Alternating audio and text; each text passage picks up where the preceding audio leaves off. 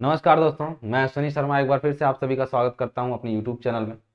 अब हम लोग आज की वीडियो में जो सीमेंट वाला टॉपिक हम लोग का चल रहा था उसी को कंटिन्यू करेंगे। मेरा पहले अनुरोध है कि जो लोग अभी तक पढ़े नहीं है पीछे के टॉपिक्स को, पहले उनको पढ़ लें तभी इस टॉपिक पे आए। सीमेंट का ये दूसरा लेक्चर है, ठीक है।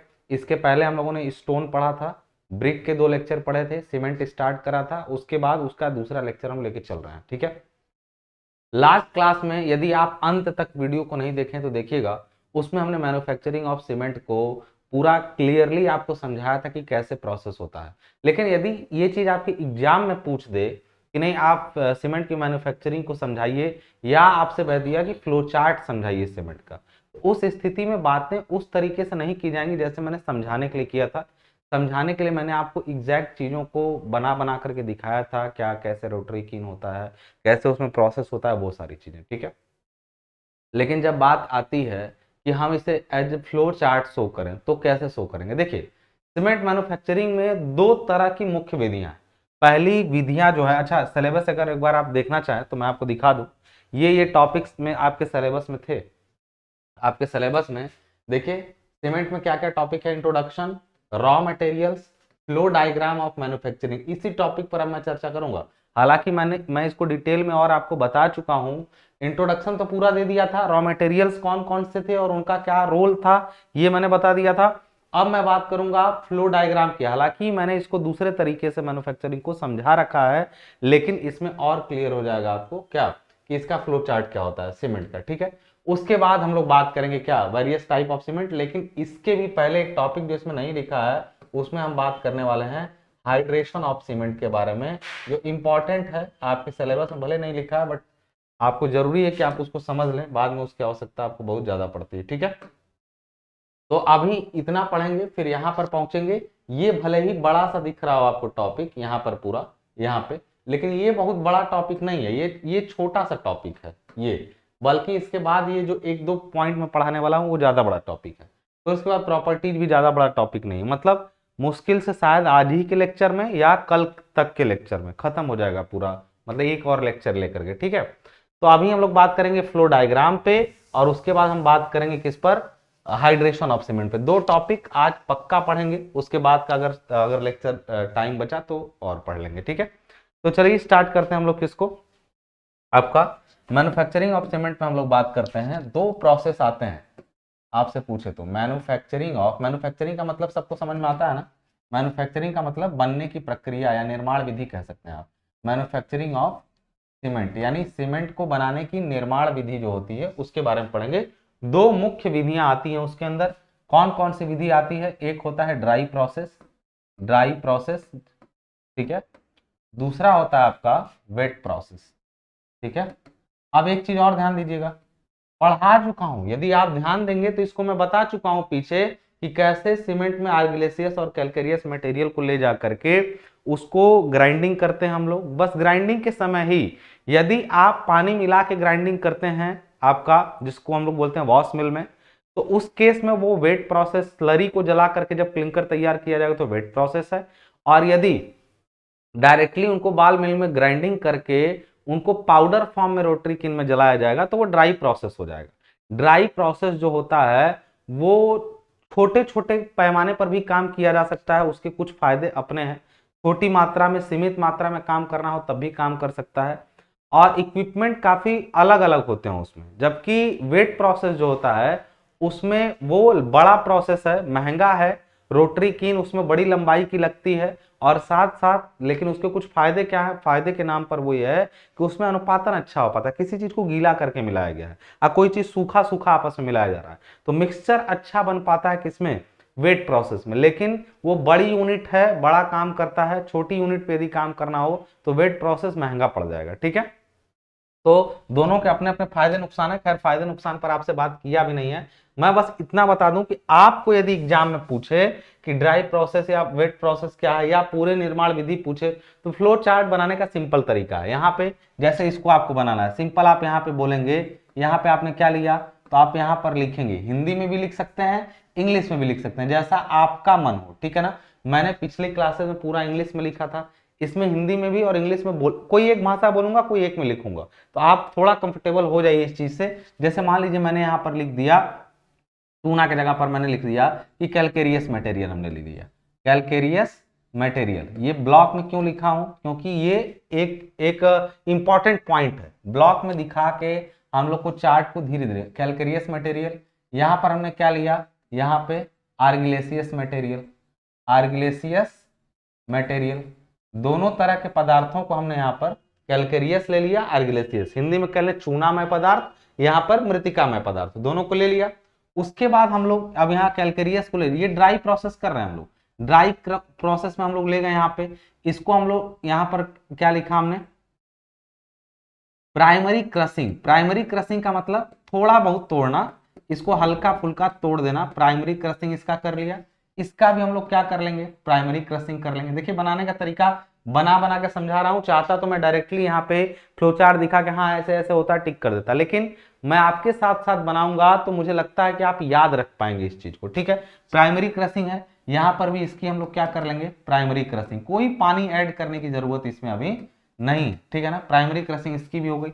अब ये सब कहाँ जाएंगे, ये सब जाएंगे किसमें, ये दोनों ही एक साथ जाएंगे किसमें, इसमें, इसमें जाएंगे fine fine grinding, fine grinding mill में। ठीक है ना, फाइन ग्राइंडिंग मिल का मतलब कोई भी मिल हो, कोई भी चक्की हो। देखिए प्राइमरी क्रशिंग का मतलब होता है प्राथमिक संदलन। ठीक है ना, ये बड़े बड़े टुकड़े होंगे ना, चूनामय पदार्थ, यानी चूना पत्थर होगा, बड़ा बड़ा लाइम स्टोन होगा, यहाँ पर कुछ ऐसे स्टोन या पत्थर हो सकते हैं जिसमें ज्यादा मात्रा मृतिका की और सिलिका की है। इनको ले जा करके प्राइमरली हमने क्रश कर लिया, क्रश करने के बाद अब ये हल्का फुल्का तोड़ा गया, ढेले हो गए छोटे छोटे, उनको ले जाके यहाँ पे फाइन ग्राइंडिंग की गई। इनकी फाइन ग्राइंडिंग का मतलब ये महीन पाउडर में अब चेंज हो जाएंगे। अब ये फाइन ग्राइंडिंग का मतलब क्या हुआ, ये महीन पाउडर में चेंज हो जाएंगे। महीन पाउडर में चेंज होने के बाद, ठीक है, देखिए ये लिखने का तरीका हुआ, महीन पाउडर में चेंज होने के बाद इनको हम ले जाएंगे सीधे किस में बताइए, यहां पर हम इसमें ले जाएंगे किसमें, इनको ले जाएंगे हम लोग रोटरी किन में। रोटरी किन का मतलब होता है घूर्णी भट्ठी में, याद रहेगा हिंदी, चूना में पदार्थ, मृतिका में पदार्थ, प्राथमिक संदलन, महीन पिसाई वाली चक्की, और उसके बाद ले जाएंगे इसको सीधे जलाने के लिए घूर्णी भट्ठी यानी रोटरी किन में। और रोटरी किन में साइड से हम लोग दिखा सकते हैं कि इसमें हम लोग ऐड करते हैं कुछ कुछ कोल डस्ट, या फिर कोल को ही क्रश करके हम लोग यूज कर सकते हैं कोल, और फिर उसकी क्या कर लेंगे क्रशिंग, और फिर हम लोग सीधे उस कोयले को ले जाके रोटरी किन में झोंकते हैं। तो वहां पे अब रोटरी किन कैसे वर्क करता है ये चीज मैं पहले समझा चुका हूं, आपको यहाँ वो नहीं दिखाना है कि रोटरी किन कैसे वर्क करता है, आपको बस ये देखना है कि यहाँ पर रोटरी किन होगा, उसमें कोल क्रश करके डाला जाता है ना, कोयले को पीस करके उसके अंदर डाला जाता है रोटरी किन के अंदर। ठीक है ना, घूर्णी भट्टी से, घूर्णी भट्टी से एक पाउडर निकलेगा। देखिए आप चाहें तो प्रक्रिया को लंबा खींच सकते हैं, सच्चाई ये बताऊं कि एक बार जलाने के बाद फिर से इसका क्या होता है, यहाँ पर अगर जलाने के बाद जब निकलता है ना यहाँ से, तो यहाँ से फिर से इसका टेस्टिंग किया जाता है और प्रोपोर्शनिंग किया जाता है।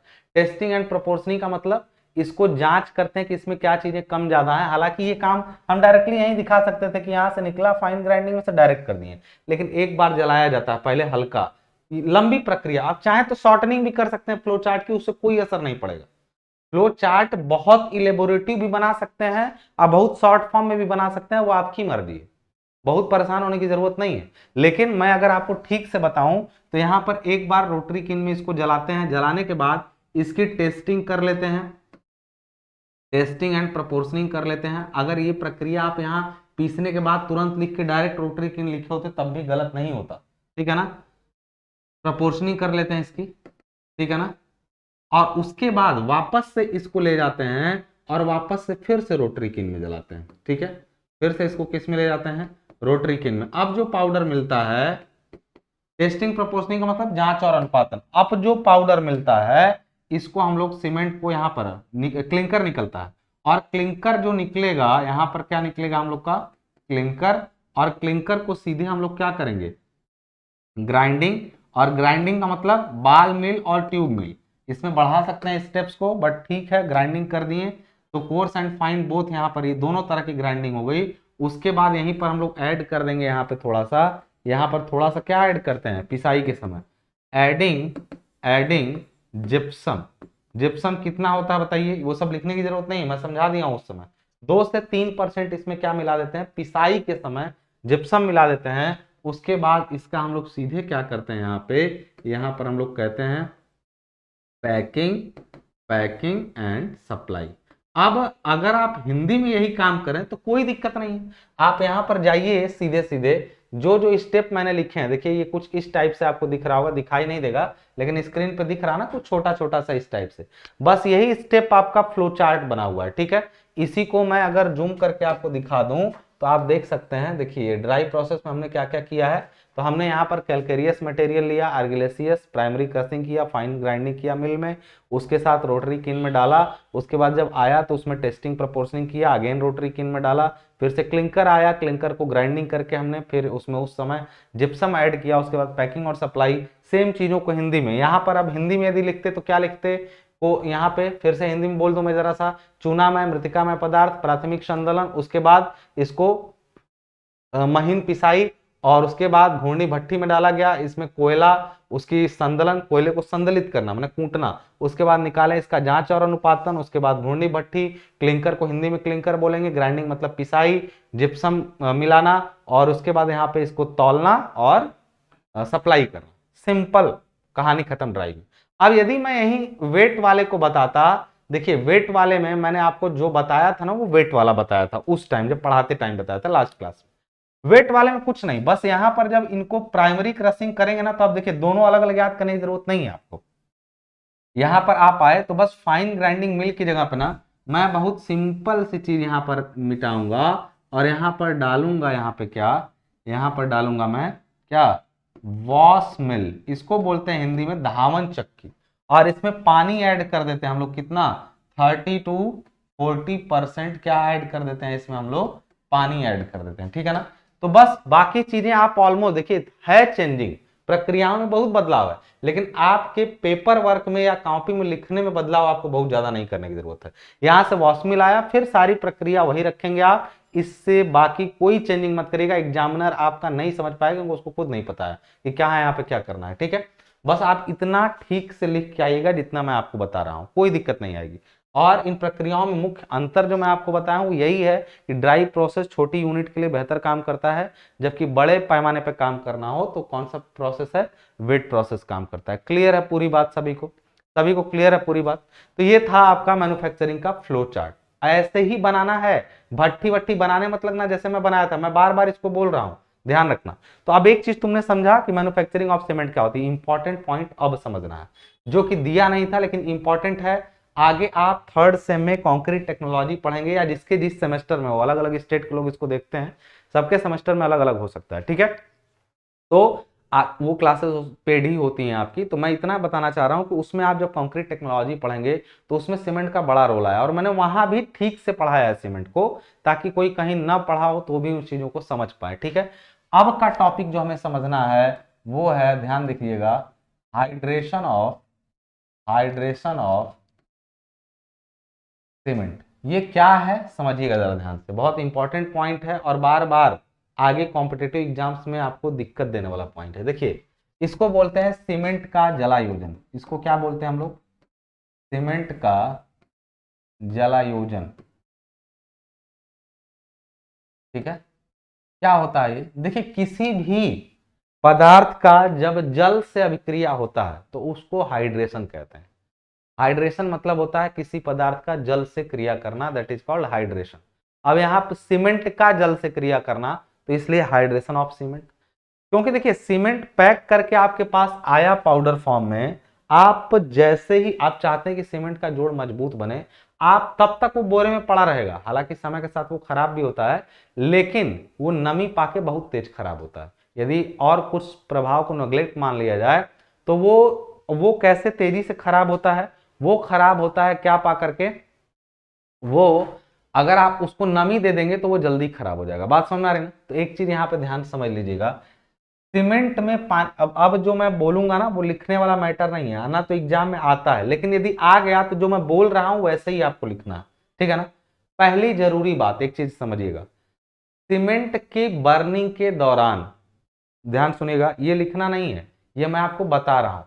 सीमेंट की बर्निंग के दौरान जब वो घूर्णी भट्टी में जल रहा था ना, तो उस दौरान ये जलायोजन को समझने से पहले एक टॉपिक छोटा सा जिसको हम लोग बोलते हैं बॉग कंपोनेंट, बॉग कंपोनेंट, ठीक है ना। देखिए सीमेंट जब जलता है तो उस दौरान देखिए आपने देखा था रॉ मटेरियल में क्या क्या था। रॉ मटेरियल में सीमेंट में कैल्शियम था, सिलिका था। कैल्शियम था 60 से 65%, सिलिका 17 से 25%, 3 से 8% एल्यूमिना की मात्रा थी, बाकी 5 से 6% आयरन ऑक्साइड था, उसमें 2 से 3% जिप्सम था, सल्फर 102% था, मैग्नीशिया 4% तक था, बाकी उसमें जो पोटास वगैरह था सॉल्ट थे वो 1% तक थे।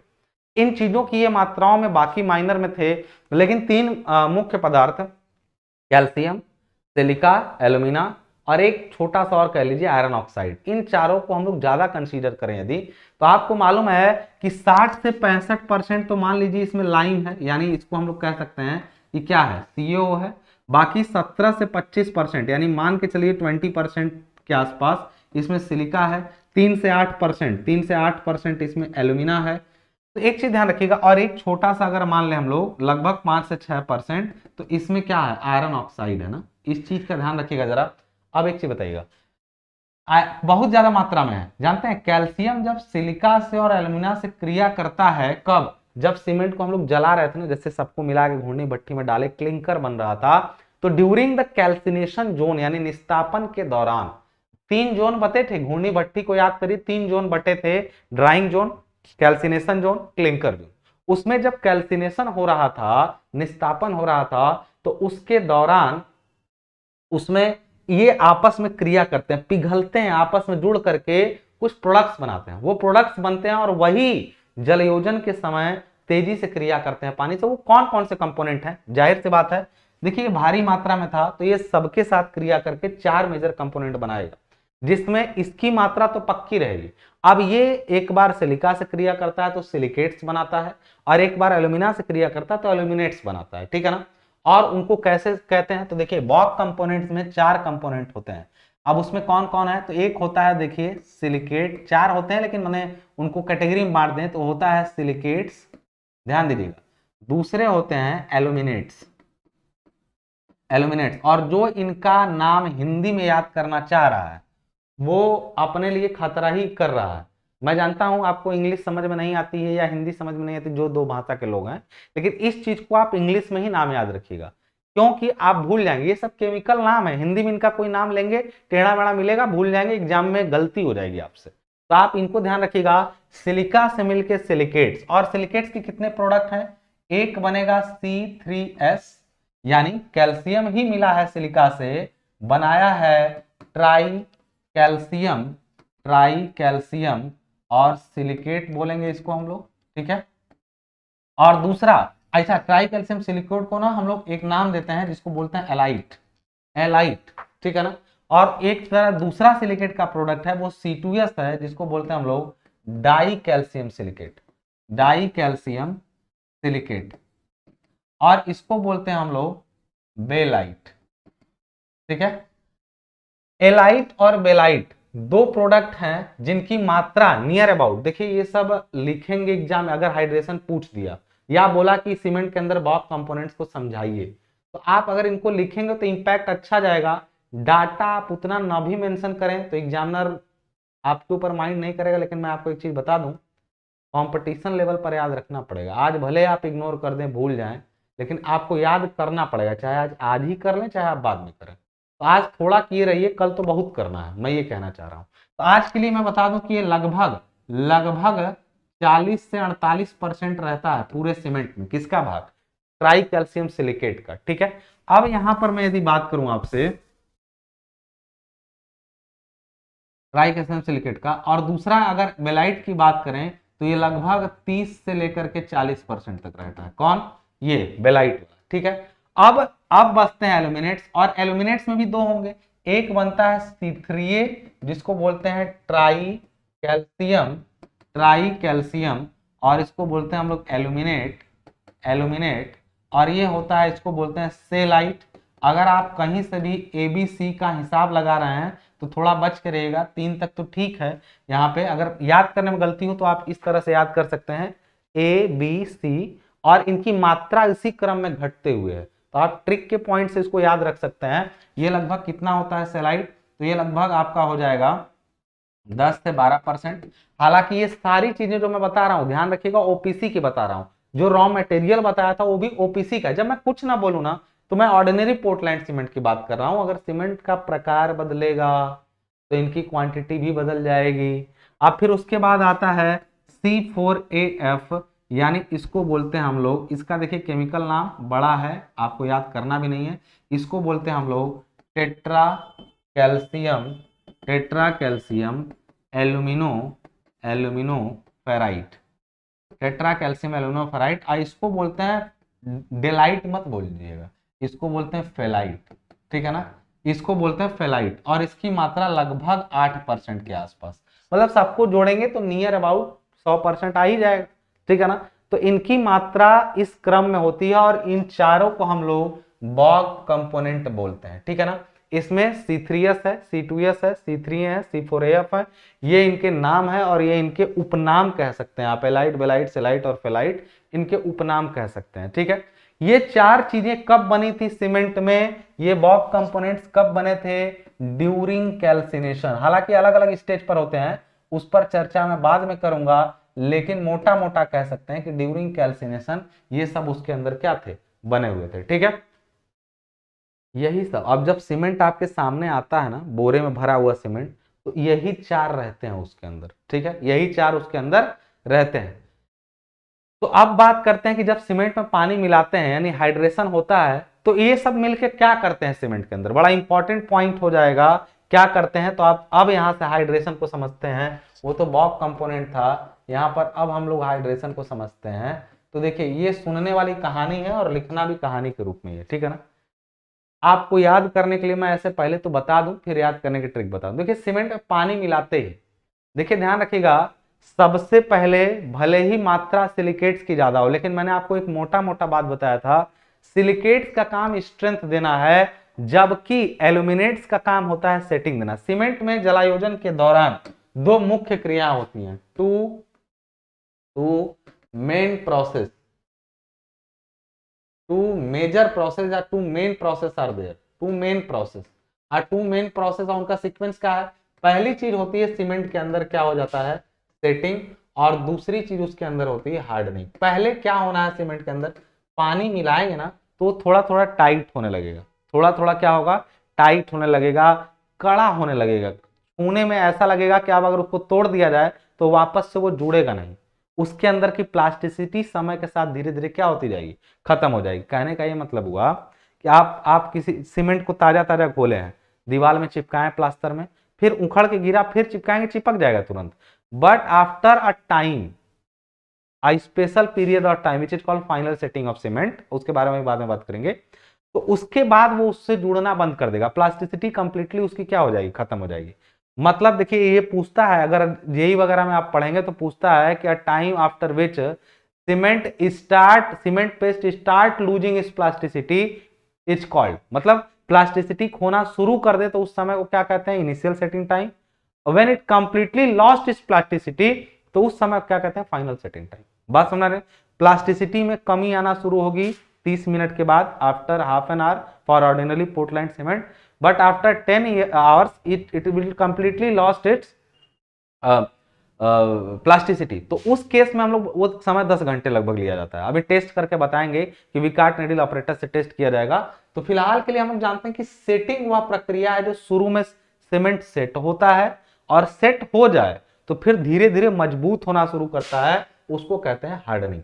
अब सेटिंग के लिए रिस्पॉन्सिबल कौन से हैं, उस बॉक कंपोनेंट में पहले कौन सेटिंग कराता है, तो सेटिंग कराने वाला जो कंपोनेंट है वो ज्यादातर भारी मात्रा में काम करते हैं एल्यूमिनेट्स, क्योंकि आपको मैंने बताया था एल्यूमिनेट्स में चिकनी मिट्टी की मात्रा ज्यादा होती है। ये मिल करके सीमेंट को प्रारंभिक रूप से जमाने का काम करता है, ठीक।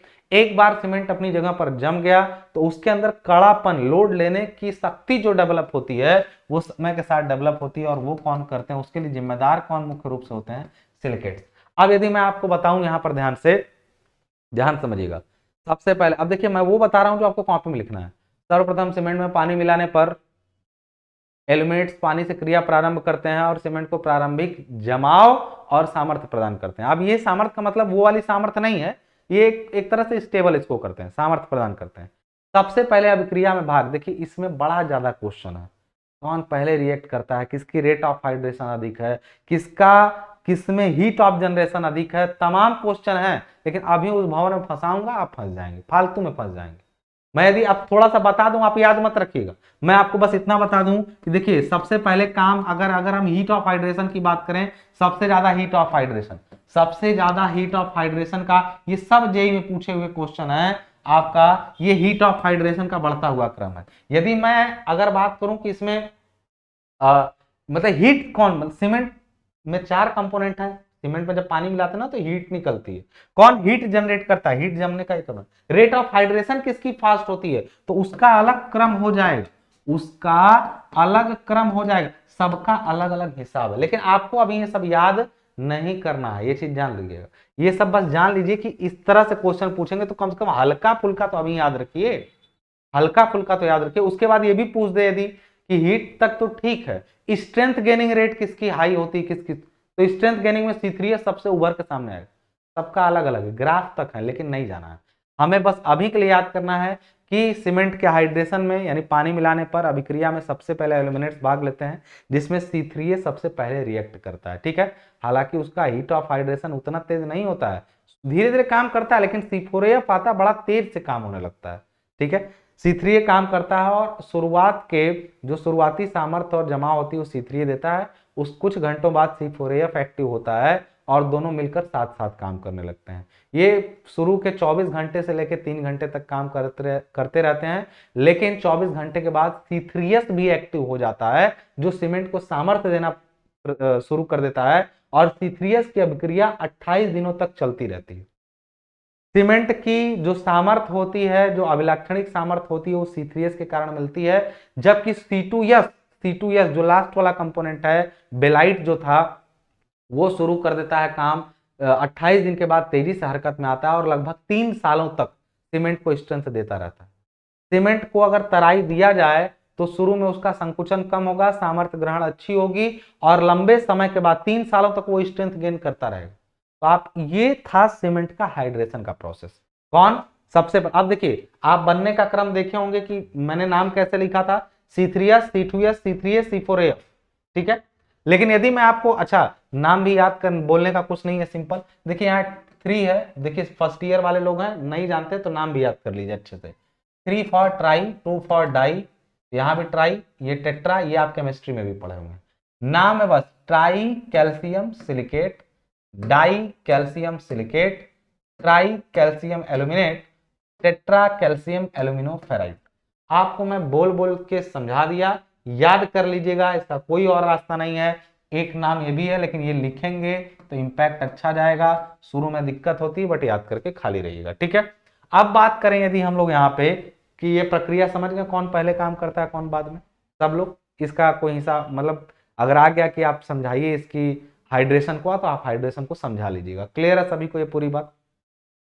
देखिए यदि हाइड्रेशन हो गया कि सीमेंट का हाइड्रेशन कैसे होता है, यदि आप समझ लिए, तो मैं आपको जब टाइप्स ऑफ सीमेंट पढ़ाऊंगा ना, मैं थोड़ी थोड़ी बातें और आपको बता दूं, थोड़ा सा बेसिक बात, ताकि आप उसको समझ पाए टाइप्स ऑफ सीमेंट को। मैं मोटा मोटा आपसे बताता हूं, जानते हैं पहले होती है सेटिंग ना, सेटिंग, और इस सेटिंग के बाद होती है हार्डनिंग। सुनिए ध्यान से, इस ये कहीं लिखने वाली बात नहीं है। सेटिंग में 2 लोग हैं ना, शुरुआत कौन करता है, C3A, बाद में सेटिंग में कौन आया, C4AF, क्योंकि दोनों ही एल्यूमिनेट्स हैं, एल्यूमिनेट्स ही सेटिंग कराते हैं। हार्डनिंग की यदि बात करेंगे तो शुरुआत कौन किया, C3S, बाद में कौन आया, C4AF। यदि अभिक्रिया में ये हम सोचें कि कौन पहले आए कौन बाद, मोटा मोटा एल्यूमिनेट्स पहले आए, सिलिकेट्स बाद में आए, मोटा मोटा एल्यूमिनेट्स पहले आए और सिलिकेट्स बाद में, ठीक है ना। अब एक चीज और समझिएगा ध्यान से, अगर एल्यूमिनेट्स पहले आए तो पहले कौन एल्यूमिनेट्स में, ट्राई वाला, इसमें भी ट्राई वाला, जाहिर सी बात है पहले ट्राई ही करना पड़ता है किसी भी काम में, तो ट्राई वाले लोग पहले कूदेंगे, चाहे सेटिंग हो चाहे हार्डनिंग। तो ये याद रखिएगा आप, पहले ट्राई वाले लोग कूदेंगे दोनों में, फिर बाद में टेट्रा या फिर जो डाई है वो बच्चे वो आएंगे। अब एक चीज और जानिए, यदि हम बात करें कि सेटिंग के दौरान ये पहले कूदा और ये पहले कूदा इसके दौरान, तो मैं एक मोटा मोटा बात बता दूं आपको, ध्यान समझिएगा। जो इनिशिएट करता है काम को, चाहे कोई भी यदि काम को इनिशिएट कर रहा है, मतलब आप ही सोचिए क्लास के सारे लोग किसी बात के लिए क्लास टीचर से बात करना चाह रहा है, कोई नहीं, एक बंदा कूद के आ गया मैं करूंगा, या तो उसके अंदर बहुत एनर्जी है, और या तो आप उसको बहुत ज्यादा एनर्जी दिए हैं, सपोर्ट दिए हैं, तब वो हिम्मत किया।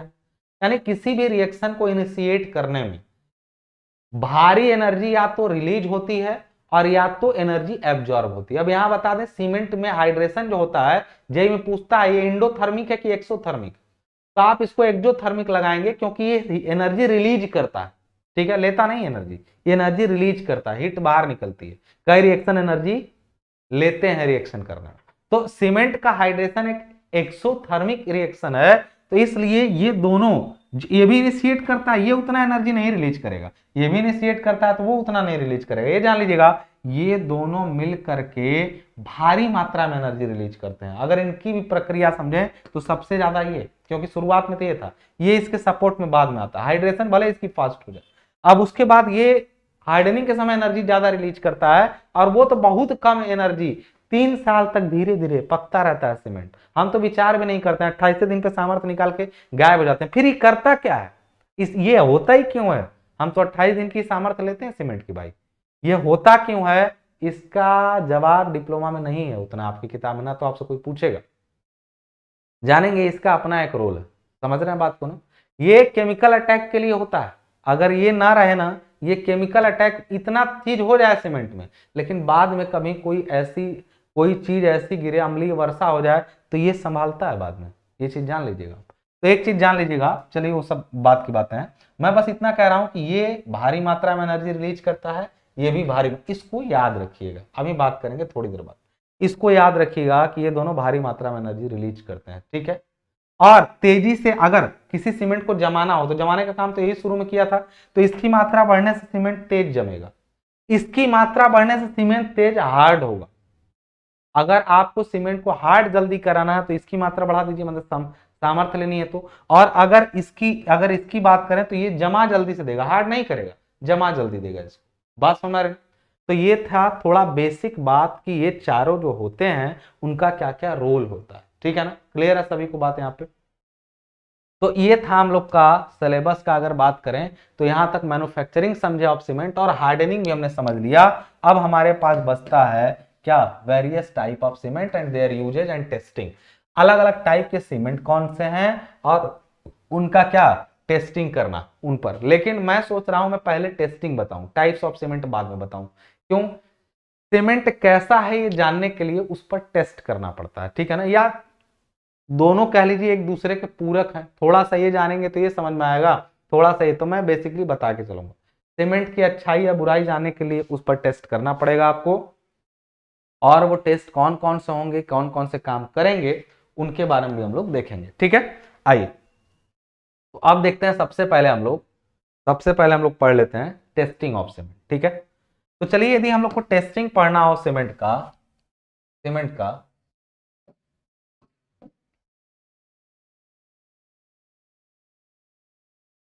टेस्टिंग ऑफ सीमेंट, तो इसके कई सारे टेस्ट हैं, कहूं तो बहुत सारे, लेकिन कुछ इंपॉर्टेंट ही आपको जानने हैं। सबसे पहला, कोई भी सीमेंट पे, कई बार ये एमसीक्यू जेई में भी पूछता है कि सीमेंट पर कोई भी अन्य टेस्ट करने से पहले कौन सा टेस्ट जरूरी होता है, तो ये जान लीजिएगा। कोई भी टेस्ट करिए, लेकिन सबसे पहले उसका कंसिस्टेंसी टेस्ट जरूर कर लीजिए, कंसिस्टेंसी टेस्ट जरूर कर लीजिए। इसको बोलते हैं सघनता परीक्षण, इसको क्या बोलते हैं, सघनता परीक्षण, ठीक है ना, सघनता परीक्षण। अभी सब बताएंगे क्या होता है। दूसरा टेस्ट आप लोग इसका कहें यदि, देखिए ये मोटा मोटा मैं टेस्ट को बांटू ना, तो टेस्ट को मैंने पहले ही आपको बताया था बाकी मटेरियल पढ़ाते समय कि किसी भी मटेरियल पे कोई भी टेस्ट हो वो दो कैटेगरी में बांटा जा सकता है। एक टेस्ट हो सकता है कि स्ट्रेंथ का हो, और दूसरा टेस्ट हो सकता है ड्यूरेबिलिटी का हो, और तीसरा टेस्ट डायमेंशन का हो। तीन तीन तरह के टेस्ट किसी भी मटेरियल पे हो सकते हैं। या तो वो कहीं ना कहीं उसकी स्ट्रेंथ बता रहा होगा, या तो वो कहीं ना कहीं उसकी ड्यूरेबिलिटी बता रहा होगा, या तो वो कहीं ना कहीं उसका डायमेंशन कोई ना कोई बता रहा होगा, ठीक है ना। कोई भी टेस्ट इन्हीं 3 मानकों पर काम करेंगे, मोटा मोटा इन्हीं 3 चीजों के बारे में बताएंगे। जैसे मैं बोलूंगा कंसिस्टेंसी टेस्ट, तो कहीं ना कहीं रिलेटेड है उसकी स्ट्रेंथ से, या वो एक सहायक टेस्ट, ऑक्सिलरी टेस्ट एक तरीके से है, जो प्रत्यक्ष रूप से कुछ नहीं करता है लेकिन बाकी टेस्ट में मदद करता है, ठीक है ना। तो ये कंसिस्टेंसी टेस्ट के बाद यदि हम लोग बात करें दूसरे टेस्ट कौन कौन से हैं, तो कंसिस्टेंसी के बाद आप इनिशियल सेटिंग टाइम, इसको बोलते हैं आईएसटी, ठीक है। इसको बोलते हैं प्रारंभिक जमाव काल परीक्षण। क्या बोलते हैं? प्रारंभिक जमाव काल। अभी सब बताऊंगा क्या होता है। तीसरा final setting time, final setting time, इसको बोलते हैं एफएसटी, यानी इसको बोलते हैं अंतिम जमाव काल, अंतिम जमाव काल। चौथा टेस्ट जो आपका होता है उसको हम लोग कह सकते हैं आपका कंप्रेसिव स्ट्रेंथ टेस्ट, संपीड़न सामर्थ्य परीक्षण टेस्ट। तो पांचवा आपका होगा tensile strength test, strength test. उसके बाद आपका आता है साउंडनेस टेस्ट, साउंडनेस टेस्ट। इसमें 2 आते हैं, एक आता है आपका ली चैटिलियर, और फिर आता है आपका ऑटोक्लेव। आपका अगला टेस्ट जो आता है वो आता है फाइननेस टेस्ट। अब आप में सब में लिमिटेशन है। फाइननेस टेस्ट, फाइननेस टेस्ट में भी कई सारे हैं, मैं कोई 2 आपको बता दे रहा हूं। एक आपका सीव एनालिसिस हो सकता है, और एक आपका हो सकता है एयर परमेबिलिटी मेथड। ब्लेन्स का, ब्लेन ने उसको डेवलप किया था, एयर परमेबिलिटी मेथड। तरीके और भी हैं दोस्त, बट उसकी जरूरत नहीं है, ठीक है ना। तो इतने सारे टेस्ट उस पर, कम से कम और भी हैं, मैं इतना ही बता रहा हूं। ये सब कौन से टेस्ट है सीमेंट के अंदर? ये सब लैब में किए जाने वाले टेस्ट है। यदि मैं बात करूं कि सीमेंट में फील्ड में कौन से टेस्ट किए जा सकते हैं, फील्ड टेस्ट, तो मैं आपको एक चीज बता दूं, फील्ड में सीमेंट आप खरीदने गए, जस्ट लैब में लाने का मौका नहीं है, वहीं पे हल्का फुल्का उसको जांच लेना है। तो पहले इसी को समझ लीजिए, आसान है। कैसे चेक करना है सीमेंट को ना? सीमेंट जहां से आप ले रहे हैं, पहली बात देखिए, सैंपलिंग एक टॉपिक है जो अभी आपको नहीं पढ़े हैं, लेकिन सैंपल कैसे लिया जाता है इसका भी अपना एक तरीका है। बेसिक बात यह है कि कभी भी किसी भी चीज का टेस्ट करना है तो आप सबसे पहला काम कि आप रैंडमली कहीं से भी उसको चेक करिए। मान लीजिए आपको कोई सीमेंट वाला बोला कि हमारे यहाँ सीमेंट ले जाइए, आपकी कंपनी भेजी कि जाओ सीमेंट की जांच करो, लेने लायक है कि नहीं। आप गए सीमेंट लेने के लिए, आपके सामने 5 ठो बोरा रखा, टेस्ट कर लीजिए। आप कहेंगे ना ना, गोदाम में ले चलो, हम डायरेक्ट वहीं पर जहां से मन करेगा वहां से टेस्ट करेंगे। पहली बात, लिए आप सीमेंट को हाथ में इस टाइप से, जैसे ही हाथ में लेंगे उसको हल्का सा दबाइए। अगर वो स्मूथ सा लग रहा है, चिकनाई लग रही है, तो ठीक है, बढ़िया है। कहीं खुरदुरापन या पार्टिकल्स बड़े लग रहे हैं और दबाने पे टूट भी नहीं रहे हैं, तो समझिए वो सीमेंट में नमी आ गई है, वो खराब हो रहा है, धीरे धीरे पुराना हो रहा है वो सीमेंट, ठीक है। पहला तरीका। दूसरा, सीमेंट के बैग में जब हाथ डाले होंगे ना, तो वो थोड़ा ठंडा ठंडा सा लगेगा। गर्मी क्यों? यदि कोई रिएक्शन हो रहा है, नमी पा रहा है कहीं से, तो उसमें कहीं ना कहीं रिएक्शन होगी और रिएक्शन के दौरान हीट जनरेट हो रही होगी। यदि रिएक्टिव सीमेंट नहीं है तो वो सीमेंट ठंडा होगा। वन शुड फील कोल्ड, ये चीज याद रखिएगा कि हमें ठंडा महसूस होना चाहिए जब आप सीमेंट के बैग में हाथ डालें, ठीक है। अगली बात, यदि सीमेंट का कलर ही देखें तो कहीं कलर ही, आप सीमेंट का एक जानते हैं पर्टिकुलर कलर होता है, वो डस्टी ग्रीन या फिर ग्रे कह सकते हैं आप उसको, डस्टी ग्रीन कहिए या ग्रे कहिए, उस टाइप का सीमेंट का कलर होता है। और वो कलर यदि आप देखे हैं तो आप मैच करा लीजिएगा कि वो एक्चुअल कलर से मैच कर रहा है या नहीं मैच कर रहा है। ये तरीका हुआ। थोड़ा और, सीमेंट को लीजिए मुट्ठा भर और एक बाल्टी लीजिए, उसमें ऐसे चला करके, पूरा मुट्ठी में सीमेंट लिए, चला करके डाल दीजिए, और वो थोड़ा देर ऐसे हिलेगा डुलेगा सीमेंट, फिर आसानी से धीरे धीरे धीरे धीरे बैठ जाएगा। ध्यान रखिए, यदि घुला हुआ है, नहीं बैठ रहा है, उसमें ऑर्गेनिक मैटर्स ज्यादा हैं, पहली बात। और यदि बड़ी तेजी से बैठ जा रहा है तो फिर पार्शली सेट हो गया है। It should set slowly, set भी हो तेज भी ना हो, धीरे धीरे हो। दूसरा और थोड़ा ठीक करें तो अगर अगर वहां कुछ गर्म करने की व्यवस्था है 15-20 मिनट के लिए, तो कोई तवा गर्म कर लीजिए और उस पर सीमेंट डाल दीजिए। ठीक है, सीमेंट 20 मिनट के अंदर 20 मिनट तक यदि गर्म करें और उसका कलर चेंज ना हो तो सीमेंट ठीक है। यदि 20 मिनट गर्म करने पे वो अपना कलर चेंज कर दे रहा है तब भी सीमेंट गड़बड़ है। क्लियर है पूरी बात? तो ये सिंपल बेसिक रूल्स हैं जिनको फॉलो करके आप सीमेंट का मोटा मोटा आइडिया लगा सकते हैं। लेकिन यदि आप उनको लैब में ले जाके समय के साथ आराम से टेस्ट करना चाहते हैं तो फिर ये सारे टेस्ट आपको करने पड़ेंगे जो आपको दिखाई दे रहा है। बात समझ में आ रही ना? अब ये सारे टेस्ट के बारे में बताऊं। कंप्रेसिव स्ट्रेंथ का मतलब संपीड़न सामर्थ्य परीक्षण होता है। टेंसाइल स्ट्रेंथ का मतलब होता है क्या आपका तनन सामर्थ्य परीक्षण। साउंडनेस का मतलब होता है निर्दोषिता परीक्षण। मैं हिंदी भी नाम लिखता जाऊंगा, अभी एक को समझाऊंगा तब भी लिखूंगा, तो हमें घबराने की जरूरत नहीं है कि खाली अंग्रेजी में सब लिख दे रहे हैं, हम लोग कैसे पढ़ें। एक कोई मैसेज किया था इसलिए मैं कह रहा हूँ ऐसा। तो बात हिंदी इंग्लिश की नहीं है, जिनको समझ में आ रही अच्छी बात, जिनको आ रहा है सबको, बस एक फेमिलियर सा नहीं लग रहा है, परेशान मत होइए, लगने लगेगा। यदि आप बने हैं तो लगने लगेगा। यदि मैं बात करूं कंसिस्टेंसी टेस्ट की, तो सघनता परीक्षण क्या होता है? देखिए, ये सारे टेस्ट करने के लिए, फाइननेस को छोड़ करके, ये सारे टेस्ट करने के लिए ना सीमेंट का मसाला बनाना पड़ता है, और फाइननेस में कोई मसाला नहीं बनाना पड़ता है। ठीक है ना?